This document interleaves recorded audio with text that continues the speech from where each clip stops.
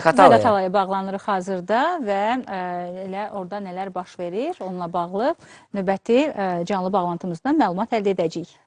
Sabahınız xeyir olsun, xoş eşitdik sizi. Necəsiz? Bəli, biz hal-hazırda Zaqatala rayonunun təbiət qoruğundayıq. Məhz nəyə görə bugün buradayıq?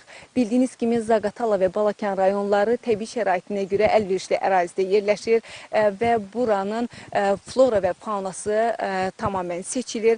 Eyni zamanda qeyd edək ki, məhz burada Böyük Qafqaz dağlarının yamaclarında yayılmış nadir bitkilər və unikal təbiət komplekslərinin qorumaq məqsədi ilə 1929-cu ildə məhz 4 dekabr tarixində bugün burada təbiət qoruğu yaradılıb. Qeyd edək ki, təbiət qoruğu Zaqatala və Balakən rayonlarının inzibati ərazisini əhatə edir və buranın ümumi ərazisi 53.906 hektardan ibarətdir. Eyni zamanda burada məhz 406 növ müxtəlif təbiət canlısı yaşayır. Eyni zamanda 979 növ bitki növü yaşayır ki, onlardan 51-i məhz qırmızı kitaba düşən nadir bitkilərdən birisidir. Eyni zamanda məhz bu təbiət qoruğunun heyvanat aləmində olduqca zəngindir.